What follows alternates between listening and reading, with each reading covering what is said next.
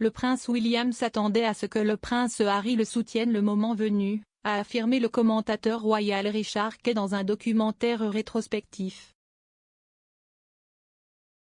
William, 39 ans, a marqué un retour complet aux fonctions royales cette semaine avec Kate, duchesse de Cambridge, 40 ans. Le couple est revenu de l'accalmie de Noël pour leurs premiers engagements publics communs de la nouvelle année. Ils ont visité le Foundling Museum de Londres, une collection commémorant le XVIIIe siècle Foundling Hospital, la première organisation caritative pour enfants du pays.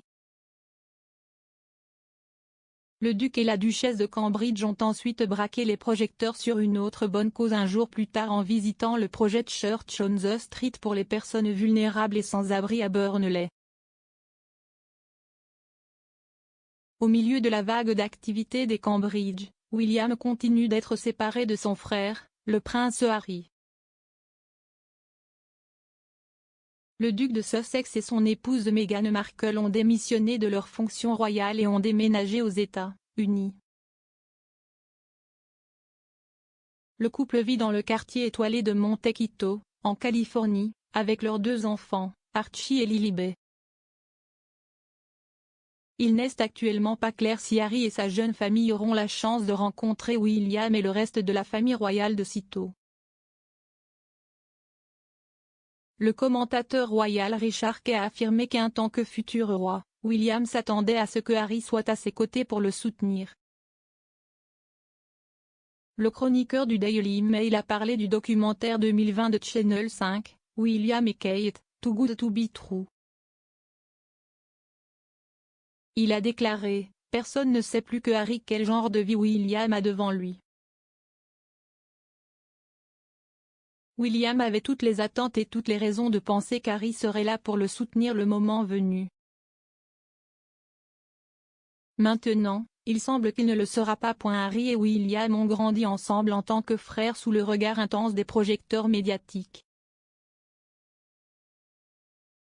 En tant que 2 des membres de la famille royale les plus reconnaissables au monde, tous 2 ont vu leur vie consacrée par les journaux.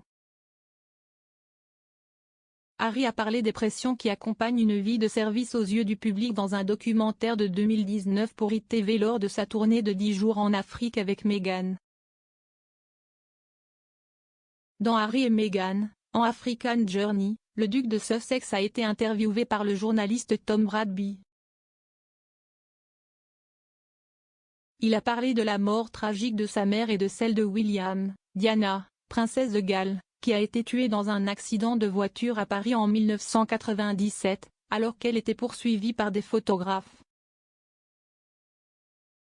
Monsieur Bradby a demandé au duc ce qu'il ressentait à propos de la mort de sa mère et s'il s'agissait encore d'une sorte de blessure qui s'envenime. Harry a répondu, « Je pense probablement à une blessure qui s'envenime. Je pense que faire partie de cette famille, de ce rôle et de ce travail, chaque fois que je vois un appareil photo, chaque fois que j'entends un clic, chaque fois que je vois un flash, cela me ramène tout de suite en arrière. » À cet égard, si est-il le pire rappel de sa vie par opposition au meilleur. Harry et William ont rendu hommage à leur défunte mère en lui dévoilant une statue au palais de Kensington en juillet pour ce qui aurait été son 60e anniversaire. C'était la première fois que les frères étaient réunis depuis leur grand-père, les funérailles du prince Philippe en avril. William et Kate, trop beau pour être vrai est disponible.